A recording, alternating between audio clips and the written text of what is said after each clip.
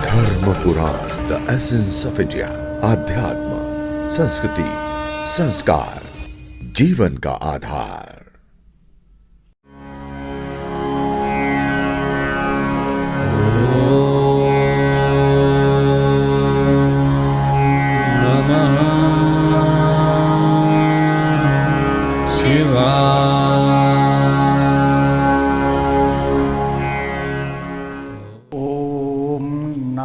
शिवाय। आगामी आने वाले समय में 11 तारीख को 11 मार्च 2021 को महाशिवरात्रि का महापर्वकाल मनाया जा रहा है। यह फाल्गुन कृष्ण चतुर्दशी को पूर्व विद्या चतुर्दशी, त्रयोदशी युक्ता चतुर्दशी में शिवरात्रि पर्वकाल मनाने की परंपरा है। जैसा शास्त्रों ने कहा कि रात्रिकालीन नाम से ही शिवरात्रि शब्द है, तो जिस रात्रि में चतुर्दशी हो उस रात्रि में शिवरात्रि का पर्वकाल मनाया जाना चाहिए। शिवरात्रि मूल रूप से शिवम कल्याणमिति, शिव का अर्थ होता कल्याणकारी। शिव के भगवान भोलेनाथ के दो रूप हैं, एक शिव रूप, दूसरा रुद्र रूप। रुद्र रूप रौद्र रूप के कारण है, जो भयानक ता लाता है, जिसके लिए हम शांति करते हैं। दूसरा कल्याणमय भगवान शिव का रूप है, जिसका नाम है शिव। तो यह शिवरात्रि के नाम से जानी जाती है। वैसे तो प्रति मास मासिक शिवरात्रि आती है, प्रत्येक चतुर्दशी, कृष्ण पक्ष की चतुर्दशी को मासिक शिवरात्रि मनानी, परंतु यह उत्तर भारत और मध्य भारत में फाल्गुन कृष्ण चतुर्दशी और दक्षिण भारत, महाराष्ट्र आदि पश्चिम भारत में यह माघ कृष्ण चतुर्दशी को शिवरात्रि का पर्वकाल मनाने का विधान है। दोनों में अंतर कहीं भी नहीं है, एक ही समय पर, चूंकि वे शुक्ल पक्ष से गणना करते हैं मास की, अतः माघ शुक्ल पक्ष बीतने के बाद माघ कृष्ण पक्ष की चतुर्दशी, जो उत्तर भारत में फाल्गुन कृष्ण की चतुर्दशी कहलाती है, उसमें शिवरात्रि का पर्व मनाते हैं। शिवरात्रि क्या है? तो रात्रि शब्द से विदित है रात्रिकाल। शिव का अर्थ है कल्याण, अर्थात कल्याण की रात्रि, जिस रात्रि में हम आत्मा कल्याण कर सकते हैं, ऐसी रात्रि को हम शिवरात्रि शब्द से संबोधित करते हैं। कहा महाशिवरात्रि, तो महान कल्याण करने वाली।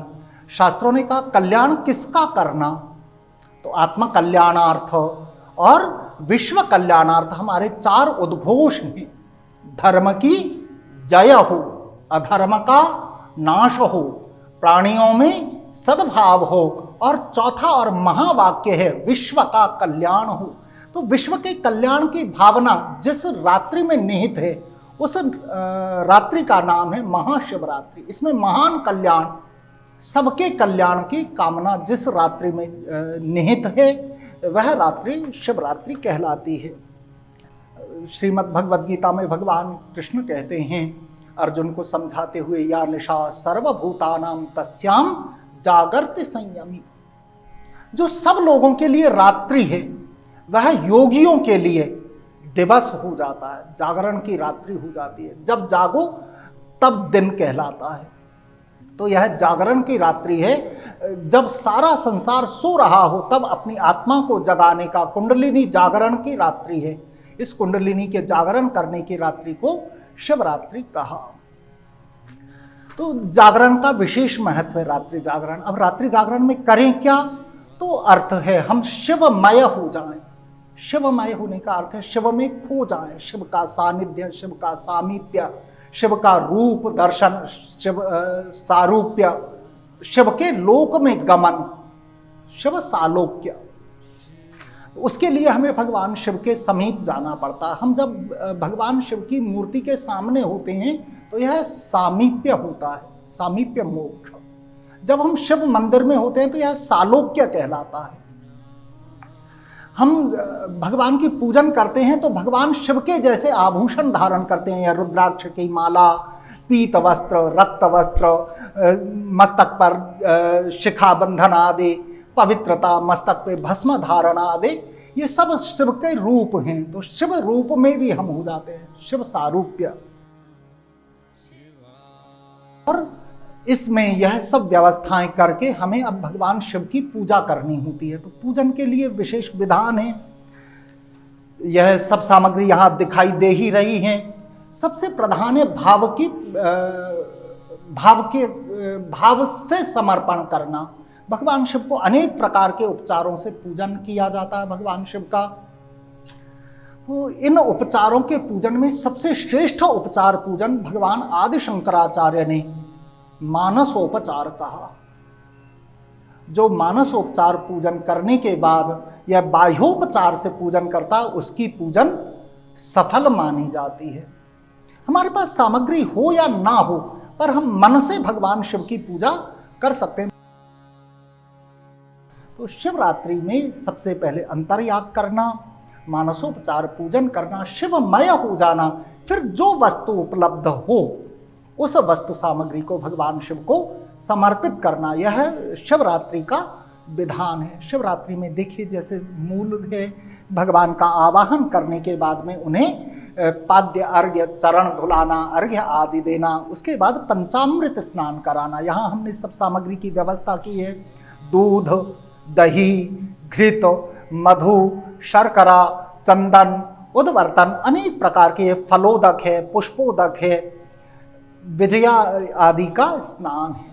इस सबके बाद वस्त्र आदि भगवान को धारण कराने, चंदन लगाना, अक्षत आदि चढ़ाना। इसमें कुछ विशेषताएं हैं, कुछ विशिष्ट वस्तुएं हैं जिनका हमें ध्यान रखना चाहिए। जैसे भगवान शंकर को सूखे चावल नहीं चढ़ाने। एक तो साबुत चावल हो, जो अक्षत हैं वे साबुत होने चाहिए। दूसरी चीज वे त्रिप्रक्षालिता, 3 बार धुले हुए होने चाहिए। और कुंकुमाक्ता, अक्षताश्च सर्वश्रेष्ठा कुंकुमाक्ता, वे हल्दी या कुमकुम से रंगे हुए होने चाहिए। एक बात तो सूखे चावल नहीं चढ़ाए। दूसरी बात, हमने यहाँ दीपक प्रज्वलित किए हैं। इस दीपक की बत्ती कलावे की बत्ती, इसमें अनेक वर्त संयुक्ता, अनेक बत्तियों से युक्त दीपक जलाना, और वह भी क्षौम वर्ण, विचित्र प्रकार के वस्त्र, अनेक वर्ण के वस्त्रों से वह बनानी चाहिए। तो ऐसी दीपक जलाने, पूर्वाभिमुख उत्तराभिमुख दीपक प्रज्वलित करना, कलश स्थापन करना। यहाँ पर हमने कलश स्थापन किया। कलश के ऊपर देवताओं का आवाहन, पूजन, गणपति जी का स्मरण, शांति सूक्त का पाठ, भद्रम कल्याणमिति, जो कल्याण कारक वेद मंत्र हैं उनका वाचन होना चाहिए। और फिर संकल्प सहित भगवान शिव का पूजन करना चाहिए। अभी हम यहाँ पर सभी विप्रगण मिलकर के और भगवान भोलेनाथ की यहाँ पर अर्चना अभिषेक कर रहे हैं।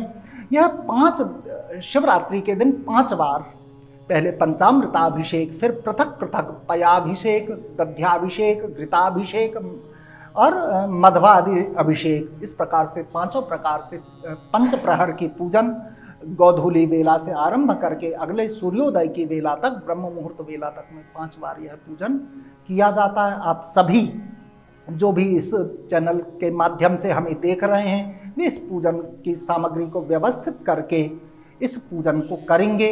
निश्चित ही भगवान भोलेनाथ की उन सभी पर कृपा होगी। हमारी मंगल कामनाएं हैं। आप सब इस वीडियो का लाभ लें और इस पूजन को दर्शन भी करें और इसी प्रकार से इस पूजन को करें।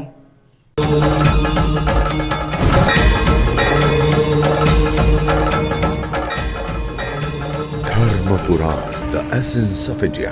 आध्यात्म, संस्कृति, संस्कार, जीवन का आधार।